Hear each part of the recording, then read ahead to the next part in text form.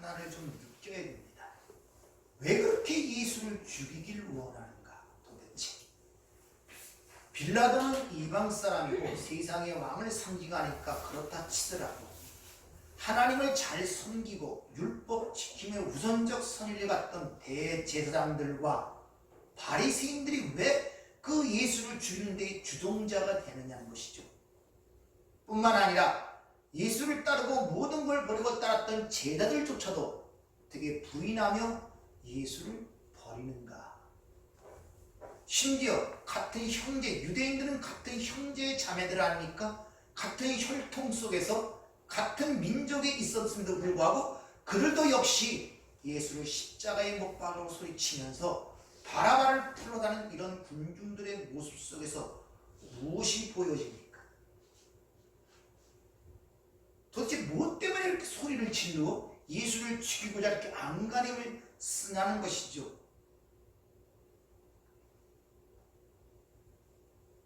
바로 주님이 이미 요한복음 15장에서 말씀하셨듯이 그는 세상에 속한 자가 아니었기 때문에 그래요. 다른 이유는 없습니다. 세상에 속한 자가 아니었다는 것이죠. 따라서 너희도 세상에 속한 자가 아니고 도리어 세상에 나의 택함을 입었다고 칭하는 성도들도 당연한 것입니다. 세상으로부터 사랑을 받지 못해요. 세상으로부터 여러분의 인정을 받지 못한다는 것입니다. 왜? 세상이 자기 것을 사랑할 터이나 자기 것이 아니기 때문에 세상이 너희를 미워한다고 주님이 앞서 이미 일러주셨잖아요.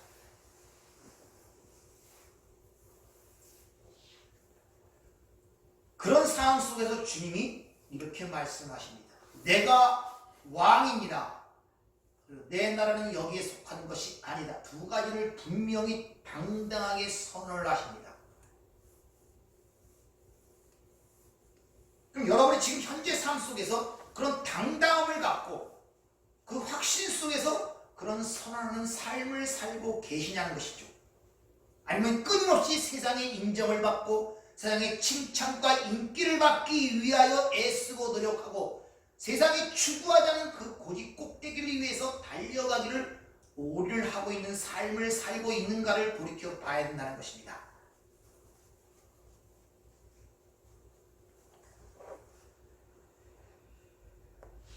오늘 37절 38절을 보면 하늘의 왕이신 그 예수님이 지금 이 세상 왕 앞에 결박된 죄인의 모습으로 서 있습니다. 왕의 모습이 아닌 종의 모습으로 서 있다는 것입니다. 우리 신앙생활 속에 가장 큰 문제점 중에 하나가 뭐냐면 하늘의 것들이 이 세상에는 감추어져 있다는 데 문제가 있는 거예요. 그래서 미스테리온, 비밀이라는 말을 성경에서는 사용하죠. 하늘의 것이 이 세상에 나타날 때는 숨겨진 모습으로 나타난다는 거예요. 그래서 주님도 말씀죠. 무릇 진리에 속한 자만이 내 음성을 듣는다는 것입니다. 진리를 가진 자만이 그 안에서 진정한 모습을 발견한다는 것입니다. 즉 세례 요한과 같은 자만이 바로 그 감춰진 모습 속에서 하늘의 것들을 발견할 수 있다고 지금 이야기를 하고 있다는 것입니다.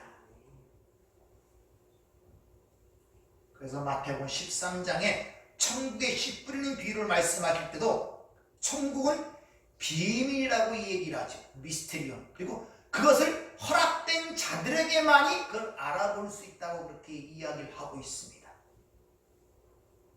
여러분 어떻습니까? 이 세상, 이 역사와 시간 안으로 들어온 영원한 세계, 하나님 나라가 이 땅에 와 있는데 그걸 지금 발견하고 계십니까? 아니, 여러분 안에, 여러분 삶 속에 들어와 있는데 그 감춰진 모습 속에서 발견하는 삶을 살고 계시냐는 것이죠.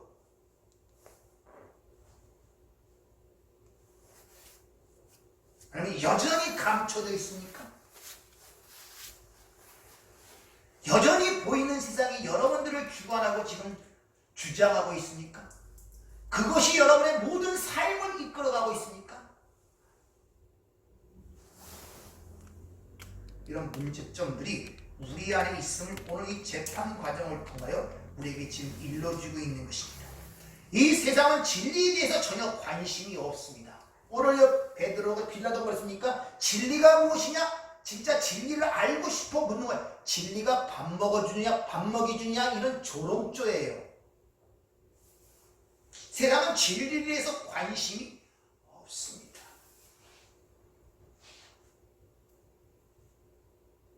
여러분의 지금 관심사는 무엇입니까? 여러분의 머릿속에 차여있고 여러분의 행동을 유발하고 여러분의 삶의 동기를 유발하는 모든 원인을 제공하는 그 근거가 뭐냐는 것이죠. 진리에 대한 알매 갈급함입니까? 의에 대한 줄임입니까?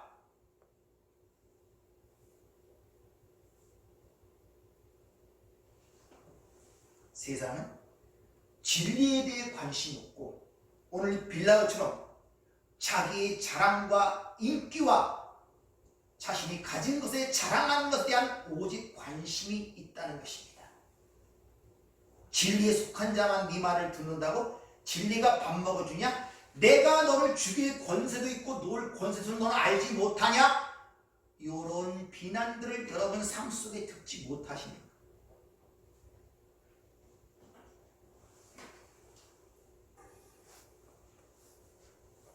똑같이 이 세상으로부터 여러분들에게 질문한다면 하나님 믿는 게 밥 먹이주냐? 그럴 때 뭐라고 대답하시겠어요? 자신 있겠습니까? 진리가 뭔지를 설명할 수 있겠습니까?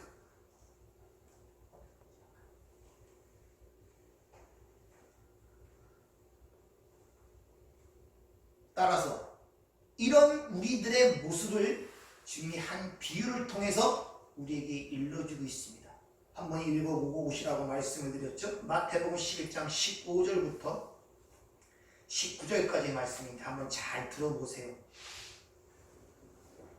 귀 있는 자는 들을지어다. 이 세대를 무엇으로 비유할까? 비유하건대 아이들이 장터에 앉아 제 동물을 불러 이르되 우리가 너희를 향하여 피리를 불어도 너희가 춤추지 않고 우리가 슬피 울어도 너희가 가슴을 치지 아니하였다 함과 같도다. 요한이 와서 먹지도 않고 마시지도 아니하매 그들이 말하기를 귀신이 들렸다 하더니 인자는 와서 먹고 마시매 말하기를 보라 먹기를 탐하고 포도주를 즐기는 사람이여 세리와 죄인의 친구로다 하니 지혜는 그 행한 일로 인하여 옳다함을 얻느니라. 마태복음 11장 오늘 말씀 앞절에 보면 세례 요한에 대한 이야기가 쭉 나옵니다. 그러다가 갑자기 귀 있는 자는 들을지어다 하고 장터에 놀이하는 아이들의 비유를 지금 여기서 말씀하고 있는 것을 볼 수 있습니다. 대개 이 부분들을 많은 사람들이 이야기를 즉 막 복음을 전해도 그 사람들의 거기에 관심을 갖지 않는 그런 내용으로 이 비유를 이해하는 사람들이 상당히 많습니다. 그런데 잘 보시면 오히려 피를 불고 춤을 추며 애고가라는 자들은 바로 대제사장과 바리새인들을 나타낸다는 것을 우리가 잘 알아야 됩니다. 이들은 제사를 열심히 지나고 선한 삶을 살고 율법을 지킴으로 말미암아 세상으로부터 칭찬과 인기를 원하는 자들의 모습이에요. 이게 장터의 아이들로 지금 비유되고 있다는 것이죠. 즉 이들이 원하는 메시아, 이들이 원하는 하나님의 메시아는 누구냐? 정치적, 군사적 메시아를 원할 뿐만 아니라 그들이 간절히 바랐던 다윗의 왕국의 찬란한 왕국의 재건을 바라는 것이 그들이 바라는 바였습니다. 이것이 그들의 종교 생활의 특징입니다. 종교적 놀이란 말입니다.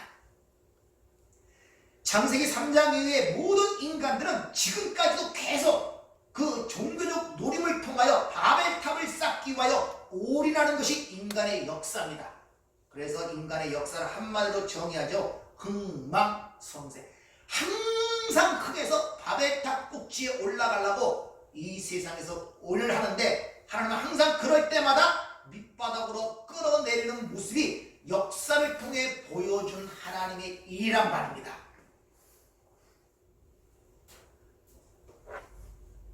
바로 그런 자들의 종교적 놀이를 장터 아이들의 놀이로 지금 비유하시면서 우리에게 지금 말씀하고 있는 것입니다. 세례요한은 나는 쇠하고 그는 흥해야 된다는데, 세상은 나는 흥하고 너는 쇠하여야 된다는 것이죠. 그래서 그들은 그런 종교적 노름에 의하여 이 하나님의 백성들을 끌어들이려는 모습을 비유하기 위해서 세례 요한과 바로 임자의 이야기가 뒤에 덧붙여지는 거예요. 자기들의 그런 종교적 노름에 그들을 끌어들이려고 하는데, 세례 요한은 그들의 말을 듣지 않고 광야에서 메뚜기와 석청을 먹고, 그들이 나팔을 불어도 그 나팔 소리에 장단에 맞춰 춤을 추지 않고 오히려 그들을 향하여 회개하라고 소리를 치는 거예요. 인자도 마찬가지입니다. 자신들의 엄숙한 종교 생활에 동참하라고, 애곡하는데 동참하라고 얘기를 하지만 오히려 그들이 멸시하고 조롱하고 죄인처럼 여기는 세리와 죄인들과 음식을 먹으며 포도주를 마시며 즐긴다고 지금 비난하는 모습이 오늘 이거 비유 속에 지금 그려져 있다는 것입니다.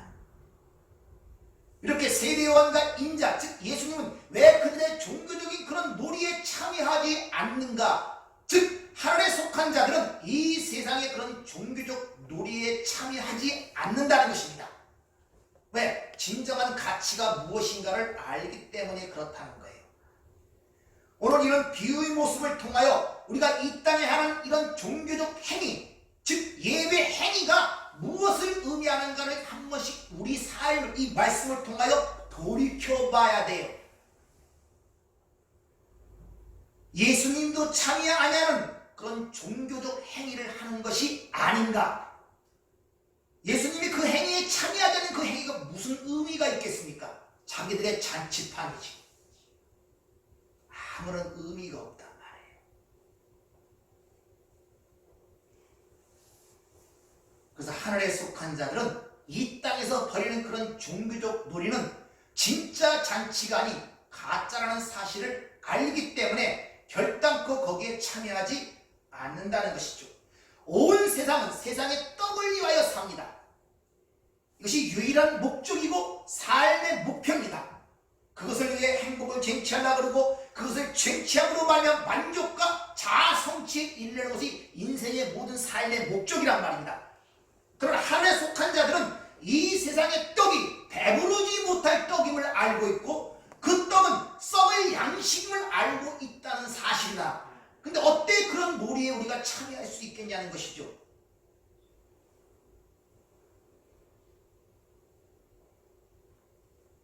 여러분의 삶 속에 추구하고 그렇게 애를 쓰고 힘을 쓰는 모든 것들이 진정 여러분의 배부르게 할 떡이라고 생각을 하십니까? 다시 말하면 여러분의 행복과 만족을 주신다고 확신하십니까?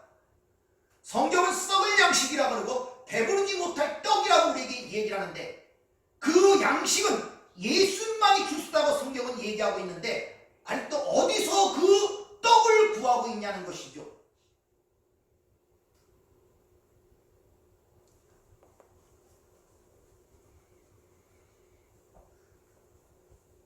따라서 절대 하늘에 속한 자들은 이 세상의 그런 놀이에 참여하지 않습니다. 그것을 가치를 알아보기 때문에 그렇다는 것이죠. 그러나 세상은 계속 우리를 향하여 나팔을 불어대며 우리를 회유하기도 하고 유혹하기도 하고 압박하기도 한다는 것입니다. 여러분들은 이런 세상의 초대에 흔들리지 않습니까? 그들의 잔치에 참여하여 그들로부터 칭찬과 인기와 자랑하고 싶은 마음들이 없습니까? 그들 가운데 같이 참여해서 자기 것을 보여주고 자기 것을 자랑하며 그들로부터 칭찬과 인기를 받기 위하여 그 놀이에 참여하고 싶은 마음이 우리 안에 없냐는 것이죠. 그러나 내 신분이 진정 하늘에 속한 자들을 아는 자들은 절대 그러한 일에 흔들리지 않습니다. 어찌 배부르지 못할 떡, 썩을 양식을 위하여 그 구하는 그 자리에 우리가 참여할 수 있겠냐는 것이죠. 절대 그럴 수 없다는 것입니다. 잘들 한번 생각해 보세요. 우리가 하늘에 속한 자이며 하늘나라의 왕노릇하는 자이며 또 하나님의 자녀라면은 이 세상이 추구하는 성공과 실패가 우리에게 아무런 효용이 없다는 사실을 당연한 것으로 여겨야 하지 않겠냐는 것이죠. 우리가 하늘에 속한 자라면 이 땅의 성공과 실패가 우리에게 무슨 상관이 있겠냐는 것입니다. 그것이 성공과 실패는 우리 구원을 좌지우지할 수 있습니까? 여러분의 신분과 위치를 좌지할 수 있습니까? 하나님 주시는 평강과 기쁨을 좌지우지할 수 있겠냐는 것이죠. 세상이 주는 성공과 실패가 절대 그럴 수 없습니다. 절대 세상이 주는 성공과 실패는 우리를 흔들 수 없다는 사실을 여러분이 아셔야 돼요. 따라서 여러분이 이 땅에 살면서 이 땅에 출세하고 남보다 낫고자 하는 그런 강박관념에서 벗어나셔야 돼요. 예?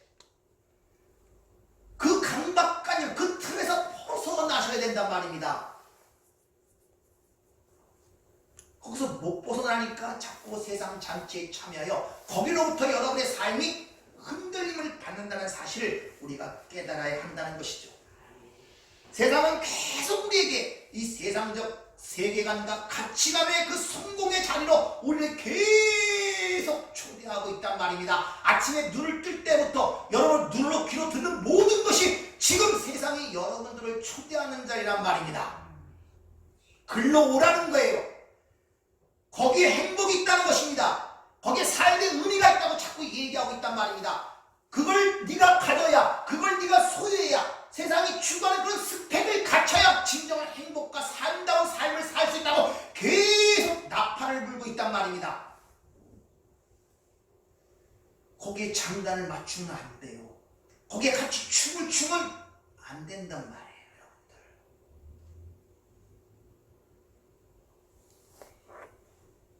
주님께서 마태복음 13장에 보면 이런 말씀을 하십니다. 마태복음 13장 11절에 보면 너희 중에 큰 자는 너희를 섬기는 자가 되어야 하리라. 누구든지 자기를 높이는 자는 낮아지고 누구든지 자기를 낮추는 자는 높아지라. 이렇게 얘기합니다. 너희 중에 큰 자는 너희 전부를 섬기는 자가 큰 자라 이래요. 그럼 너희 전부를 섬긴 자가 누굽니까? 예수! 예수만 큰 자예요. 또 다른 말로 하나님에 의하여 가격이 매겨진 자, 생명의 가격이 매겨진 자는 딱 하나밖에 없습니다. 누구? 예수. 그 예수의 생명값, 그 값으로만이 생명을 살 수 있단 말입니다. 이게 정가된 자의 가격이란 말입니다. 예수만이 큰 자예요. 근데 우리가 예수와 연합하여 우리가 큰 자가 된 거예요. 이것을 구원이라고 성경은 우리에게 그렇게 일러주고 있는 것입니다.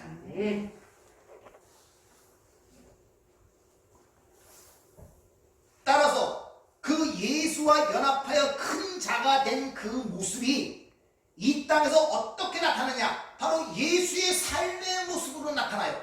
낮아지는 모습으로 나타나게 된단 말입니다. 예수와 함께, 예수만이 큰 자인데 그 예수와 함께 큰 자가 된 사람은 이 땅에서 큰 자의 모습이 어떻게 나타나느냐? 예수님처럼 낮아지는 모습으로, 다시 말하면 자기 부인과 십자가의 삶의 모습으로 드러나더라 이런 말이에요. 이게 큰 자예요.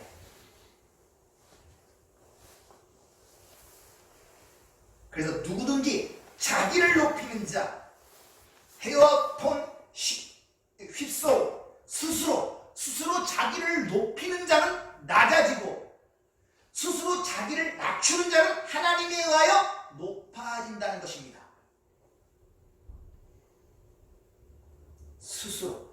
세상은 모든 사람이 스스로 높아지기 위해 살잖아요.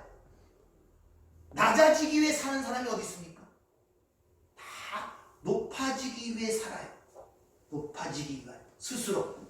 그런 자들은 하나님에 의하여 끌려 내려가는 자가 되고, 반대로 자꾸 세상에서 자기가 낮아지는 자리로 내려가는 자는 하나님에 의하여 높임을 받는 자로 올라간다는 말이 주님이 하시는 말씀의 의미란 말입니다.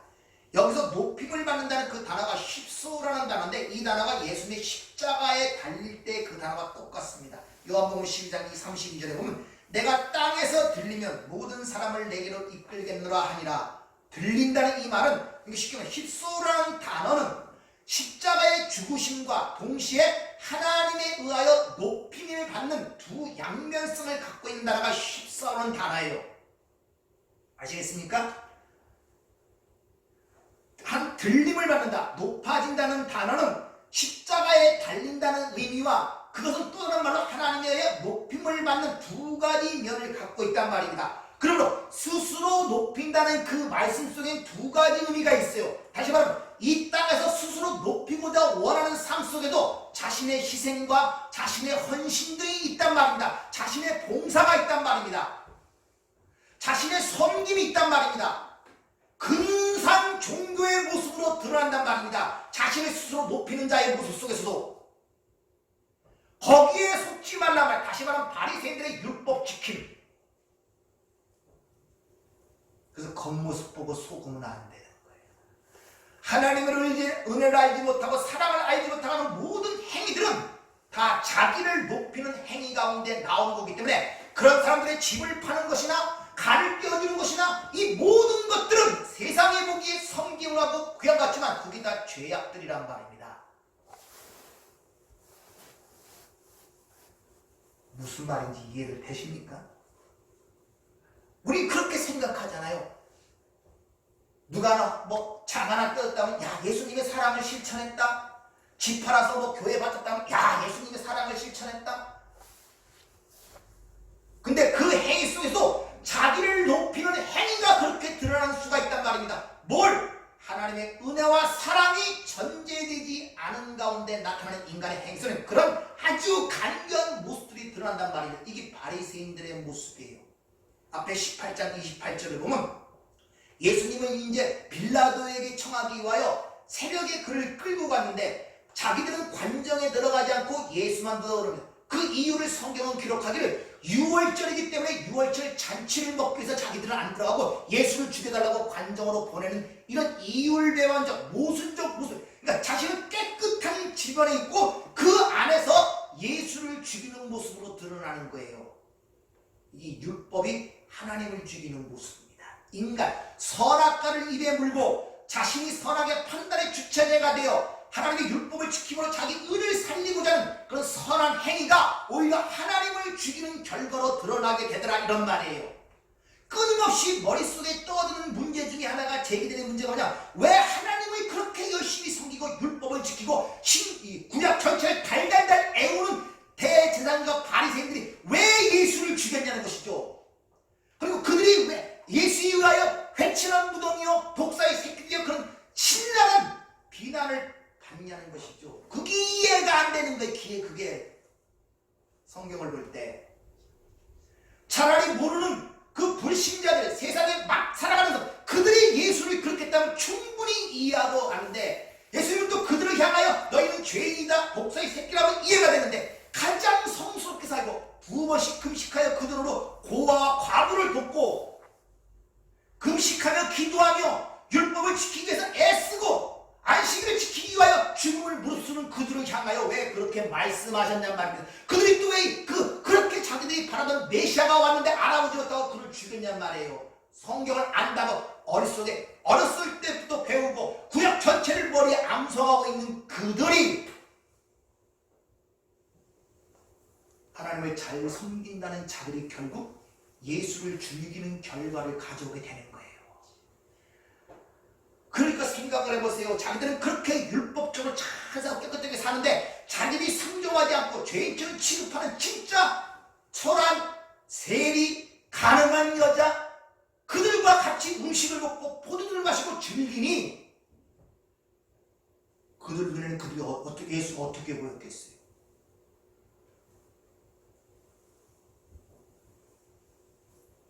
우리의 모든 삶과 모든 사고방식들은 다 선악과를 따먹고 자기가 선악의 주체와 판단자가 되어 자기가 주인이 되어 자기의 기준과 판단에 의해 모든 걸 보는 특성들이 있음을 내가 자각을 하고 있어야 돼요.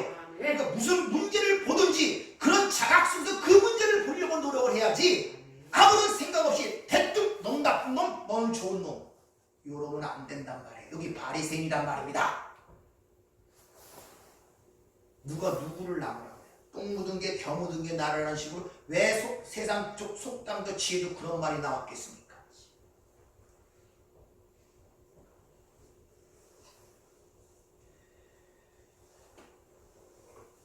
우리는 이 세상에 살아가면서 이런 실체가 양파 껍질 벗겨지듯이 한 거풀 한 거풀 하나님께서 벗겨낼 때마다 내 살갗이 벗겨지는 같은 고통과 거기에 대한 절망감들을 느껴야 돼요. 여러분들,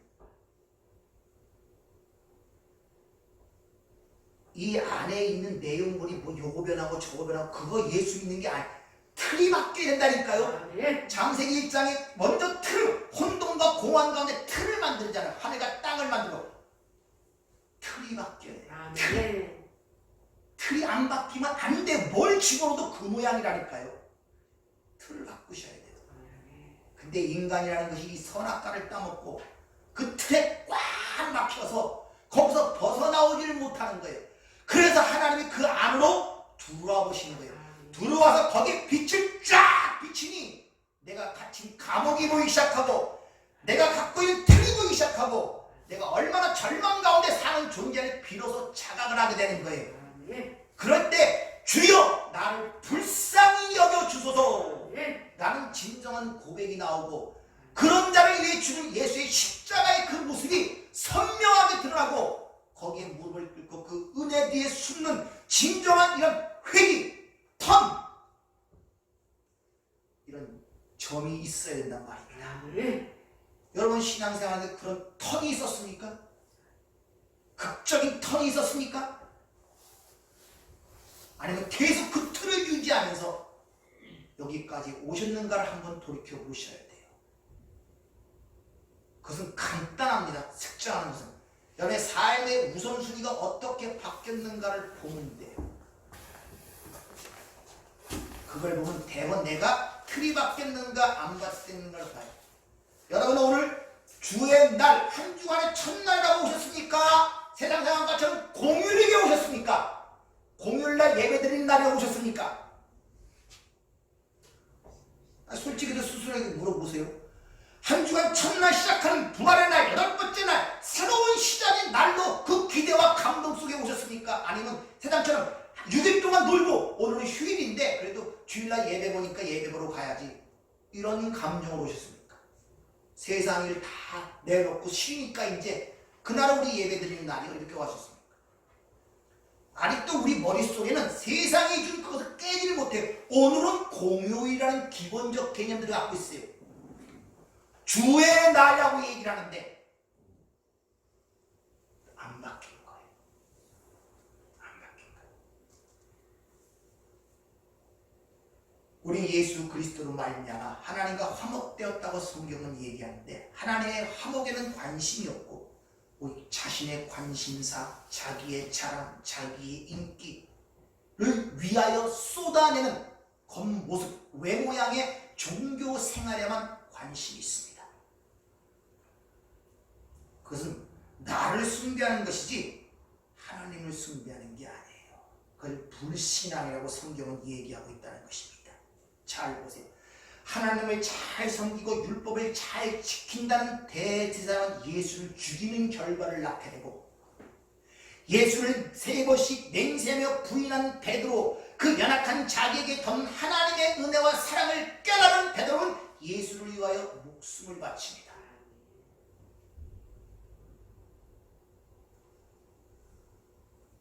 갈라디아 교회에 바울 사도가 이렇게 써보냅니다. 표준 3번역을 한번 내가 말씀을 드리죠. 보십시오. 내가 여러분에게 직접 이렇게 큰 글자로 적습니다. 중요하단 말이에요. 육체의 겉모양을 꾸미기를 좋아하는 사람은 여러분에게 할례를 받으라고 강요합니다. 그것은 그들이 그리스도의 십자가 때문에 받는 박해를 면하고자 하는 것입니다. 할례를 받는 사람들은 스스로 율법을 지키지 않으면서 여러분에게 할례를 받게 하려는 것은 여러분의 육체를 이용하여 자랑하라는 것입니다. 그런데 내게는 우리 주 예수 그리스도의 십자가 밖에는 자랑할 것이 아무것도 없습니다. 그리스도로 말미암아 내 쪽에서 보면 세상이 죽었고 세상 쪽에서 보면 내가 죽었습니다. 할례를 받거나 안 받는 것이 중요한 것이 아니라 새롭게 창조되는 것이 중요합니다. 예배 행위가 중요한 것이 아니라 그 존재가 새롭게 창조되고 변화되고 있냐는 것이죠. 오늘 하루 일주일에 하루 여기와 앉아있는 그 행위 자체가 중요한 것이 아니라 여러분의 존재가 지금 변하고 있냔 말이에요. 변하고 새롭게 창조되고 있냐는 것이죠. 어려운 말로 여러분이 옛사람이 깨어지고 다시 말하면 세계관과 가치관이 세상으로부터 바뀌어 창조론과 하나님에 대한 가치관으로 바뀌어져 가고 있냐는 것이죠. 또 다르게 얘기하면 눈이 열려 새롭게 같은 문제를 다르게 보기 시작하는 것이죠. 여러분의 삶과 이 세상과 모든 것들을 다르게 보기 시작하고 있는 그런 시점에 나가고 있냐는 것이죠.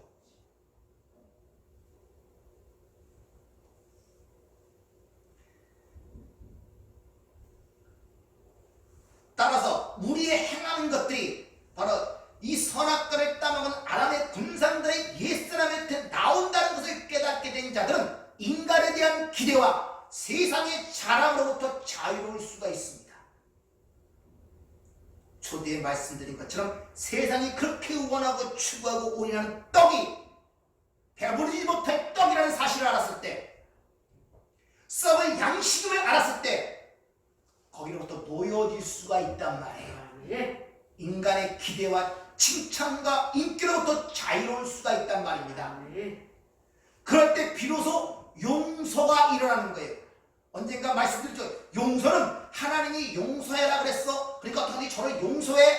꾹 속으로 참고 속으로 집어넣고 눌러두는 것이 용서가 아니라 그 문제를 새로운 시각으로 볼 때 용서가 일어나는 거예요. 꾹꾹 참고 속에 되면 다 화병됩니다. 화병. 그게 언젠가 안 태어날 것 같습니까? 마귀가 그걸 하는데 때가 되면 그걸 콕 찔러 폭발을 시켜버려요. 그때 무너지는 것들을 여러분 많이 경험들 하셨잖아요. 꾹꾹 참고 하나님이 사랑을 하고 있는데 사랑이 됩니까?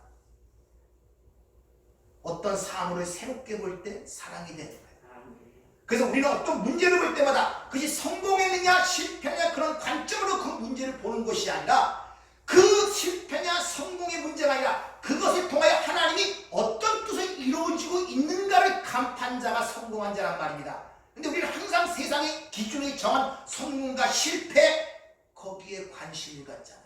잘 되냐 못 되냐, 출세했느냐 못 했느냐, 많이 가졌느냐 못 가졌느냐, 내 삶이 지금 평안하느냐 지금 고난 중이냐, 그게 중요한 게 아니라 그를 통하여 하나님의 어떤 뜻이 이루어져가는 것을 보는 것이 중요하단 말입니다. 그걸 모르면 계속 그 문제에 묶여서 같이 가는 거예요. 그냥 배우라고 던져줬더니 그걸 보고 배우는 게 아니라 그게 만약 자기 건 거기 묶여서 같이 돌아간단 말입니다. 그런 존재들이 이 세상을 넉넉히 이길 수가 있어요. 세상이 나에 대해 죽고 내가 세상에 대해 죽은 자에게 무슨 의미가 있겠습니까? 세상에 내가 세상에 무슨 의미가 있겠습니까? 서로 죽었는데 그걸 자유라고 하는 것입니다. 따라서 우리는 가장 먼저 해야 될 것은 하나님의 사랑을 알아야 돼요. 하나님이 세상을 이처럼 사랑하사, 세상에서 사랑이 내리 사랑은 있어도 지 사랑은 없다 그러죠. 세상도 지혜도 그래요. 우리가 하나님을 사랑할 수가 없어요. 왜? 어떻게 타락한 인간이 이 피조물이 보이지 않는 영적 영의 존재이신 하나님을 사랑할 수 있습니까? 여러분 보이지 않는 하나님을 어떻게 사랑해요? 만나본 적 있어요?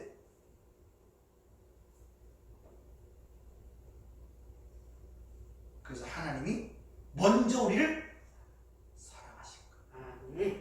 그 사랑을 내가 받아 그 은혜를 깨달아지고 그 의에 그 사랑에 의하여 하나님의 한옥한 관계가 될 때 비로소 삶의 변화가 오게 되는 것입니다. 내가 뭘 지킴으로 말미암아 하나님께 벌을 받을까봐, 내 삶에 문제가 생길까봐 거기에 묶여서 살게 되면은 그게 바로 지옥이지 뭡니까? 거기가 지옥이죠. 뭐 하나 잘못하면 하나님께 벌 받을까봐, 내 삶에 안 풀리는 것이 내가 하나님께 뭐 잘못해서 그러나, 떡을 안 바쳐서 그러나, 기도를 안 해서 그러나, 항상 문제가 생길 때마다 그런데 자꾸 생각이 돌아가는 것은 아직도 하나님의 사랑에 기인한 모든 것들이 이루어지지 않기 때문에 그래요. 하나님의 사랑을 먼저 여러분이 아시길 부탁을 드립니다. 따라서 우리는 필연적으로 그 사랑을 알게 하기 위해서는 사랑받을 수 없는 존재라는 것을 먼저 깨닫게 해야 된단 말입니다. 그 받은 사랑이 얼마나 크고 놀라운지를 먼저 알려면 네가 받아야 할 네 존재가 어떠한 존재를 먼저 깨닫게 할 필요가 있다. 그래서 우리는 먼저 예수의 죽음으로 넘겨지는 거예요. 예수의 죽음으로. 그래야 부활의 영광을 알아볼 수 있단 말입니다. 예수의 죽음으로 넘겨지는 거예요.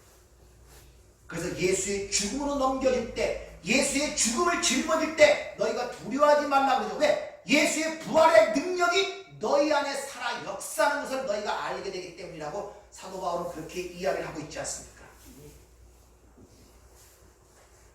만약 하나님의 은혜와 사랑을 우리가 받고 그걸 인식하고 깨닫지 못한 데 내놓는 모든 행위, 종교적 노름은 바로 오늘 아까 장터의 아이들의 그런 노름과 같이 되어버리는 거예요. 그리고 자신들의 그런 종교 노름을 위하여 하나님을 자꾸 오라 그러는 거예요. 하나님의 이름을 부르는 거예요. 근데 하나님은 그런 잔치에 참여하지 않습니다. 절대. 그리고 그들의 행위는 모든 종교적 노름은 결국 자신의 이익을 위한, 자신의 자아 성취를 위한, 자신의 가치를 위한 행위이기 때문에 그런 것입니다. 오히려 그러면 안 하는 만 못한 것입니다. 사도 바울이 자기 동족들의 그런 모습을 보고 아주 안타까운 마음으로 로마서 14장 이렇게 얘기하죠. 저들이 하나님께 대하여 열심히 있으나, 특심하잖아요 바리새인들. 그러나 하나님의 의를 모르고 오히려 자기 의를 세우는 것이라, 오히려 그렇게 할수록 그들은 죄를 더 짓는 것이라는 그런 안타까움을 갖고 로마서에 기록하지 않습니까? 우리가 하나님의 사랑을 알지 못하고 은혜를 깨닫지 못하고 하는 모든 행위들은 디모데전서 한번 찾아보도록 하죠. 디모데전서 6장 3절 이하에 보면 이런 문제가 발생하게 됩니다.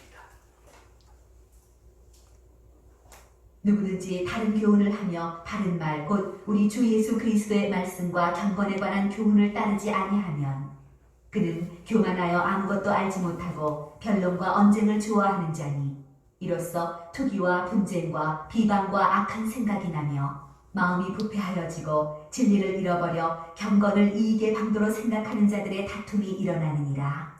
자, 하나님의 사랑과 은혜에 기인하지 않은 종교적 어떤 행위에 의하여 일어나는 모든 일들은 바른 말을 하지 못하고 잘못된 말을 하게 된다는 것입니다. 거짓말을 하게 돼요.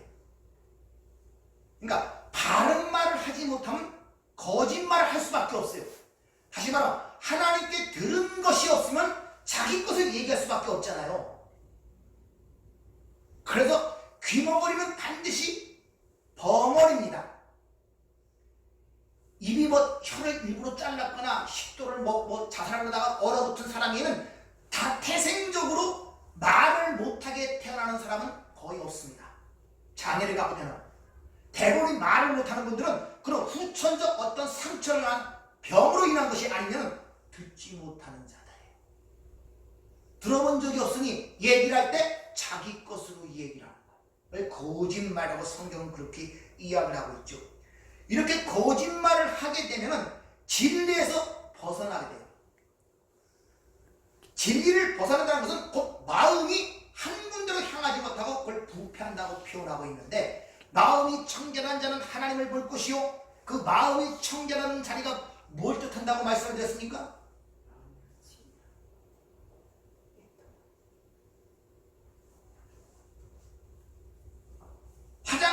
답이 있어요. 이게 불결한 겁니까? 청결한 겁니까?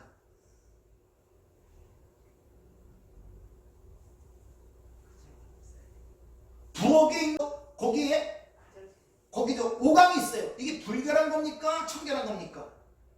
마음이 청결하다는 것은 자기 위치에 있을 때 그것을 청결하다 그러는 거예요. 아무리 맛있는 밥, 맛있는 국이 화장실에 있으면 그건 제 위치에 있는 것이 아니란 말입니다. 그걸 불결이라 그래요. 따라서 마음이 부패하다는 것은 우리가 피조물, 하나님 앞에 있어야 할 피조물의 위치를 벗어난 상태를 마음이 부패했다 그랬단 말입니다.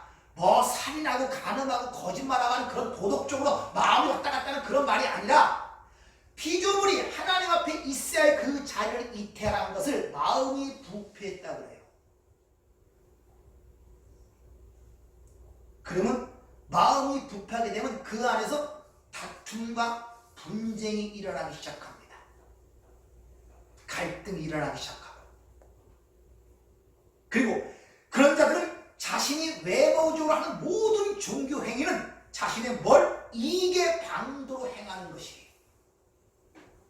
내가 하는 어떤 종교적 행위가 남들로부터 칭송과 인기를 받기 위한 행위가 되어버린단 말입니다. 그 이야기를 하고 있는 것입니다.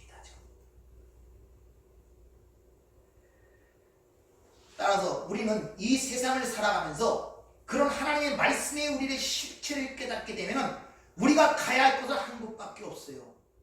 어디입니까? 십자가 뒤밖에 없어요. 그래서 가늠한 여인의 이야기 속에서 여인이 남들은 다 떠나는데 여인은 예수 앞에서 떠나지 못하는 거예요. 너희 중에 죄 없는 자가 돌을 쳐라. 다 떠나죠. 근데 이 여자는 갈 데가 없어요. 왜? 현행범이거든요. 예수를 떠나면 죽습니다. 돌을 맞아 죽는단 말입니다. 예수를 떠나면. 거기서 예수님이 뭐라고 하니까? 나도 너를 정죄하지 않는다 그러죠? 무슨 말입니까? 네 죄를 내가 갚겠다는 거예요. 왜? 죄가 없는 자만이 정죄할 수 있는데 내가 너를 정죄하지 않는다는 것은 내가 네 죄를 갖고 내가 죄인이 되겠다는 이런 말이에요.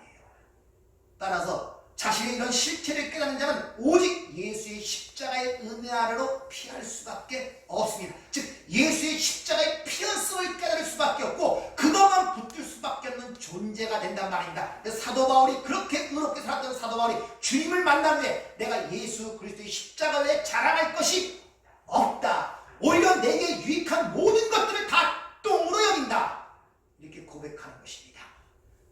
여러분의 삶이 지금 그렇게 나가는 것이죠. 내가 그렇게 유익하고 내게 좋다고 생각하는 그런 것들이 진짜 바울의 고백처럼 자꾸 배설물로 여기고 있는 것인지 아니면 여전히 그 똥을 붙들고 그 배설물을 붙들고 거기서 행복을 찾고 거기서 만족을 찾기 위하여 부단히 이리저리 이리 뛰고 저리 뛰고 세상 놀이에 참여하는 그 나팔 소리에 흐르면서 거기서 장단에 춤을 추는 사는 우리의 인생이 아닌가를 한번 돌이켜보란 말입니다.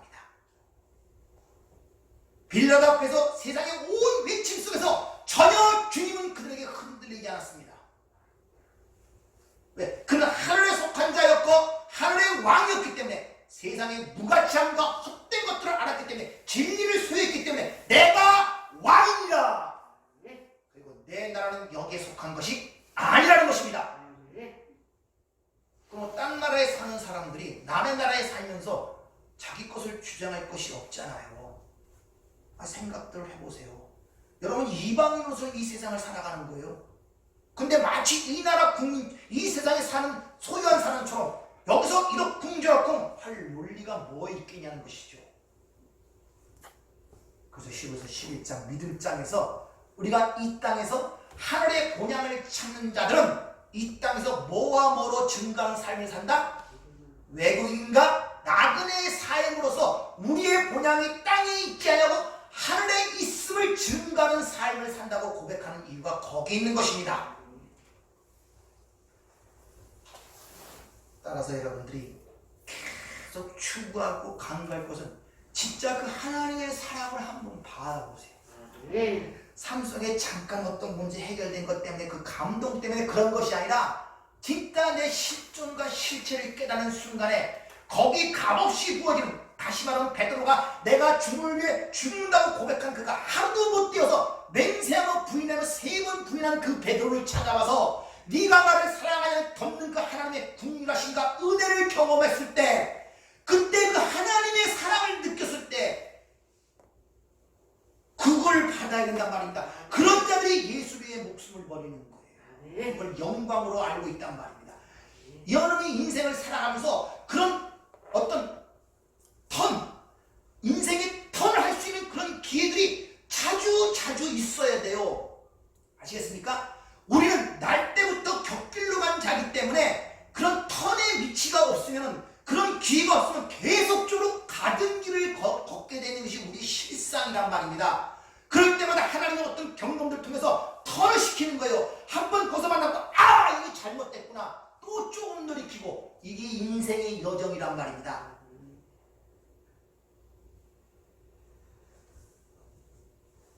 여러분, 이 세상 종교놀이에 흔들리지 마세요. 이렇쿵 저렇쿵, 그거 세상에 저 흙에 속한 자는 흙에 속한 자와 같은 거예요. 틀에서 깨지 못하면 항상 그 안에서 놀아날 수밖에 없습니다. 우리 마지막으로 한 구절을 찾아보고 마치도록 하겠습니다. 에베소서 4장 13절 14절 읽고 마치도록 하겠습니다. 에베소서 4장 13절 14절.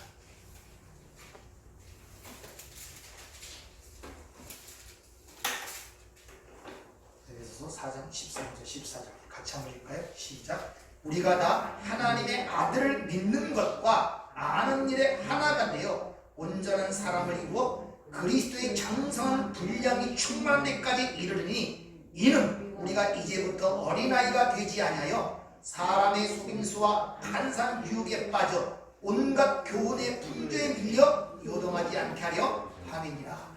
아멘. 기도하겠습니다.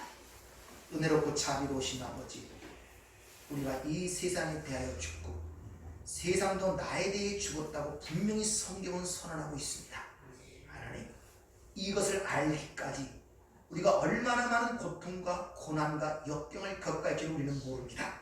그러나 하나님의 약속의 말씀은 확실하기에 그 모든 여정 속에서 함께 하시는 주님의 은혜를 통하여 능히 이길 줄 믿습니다. 한순간마다 깨닫는 순간마다 우리 삶이 돌이키는 순간마다 그 사랑을 보게 하시고 은혜를 보게 도와주셔서 우리의 가는 방향이 하나님 기뻐하시는 길로 가는 가운데 주시는 그 은혜와 그 기쁨, 그 평강, 그 사랑을 맛보며 사는 삶이 될 수 있도록 축복하여 주시옵소서. 예수님 이름으로 기도하옵나이다. 아멘.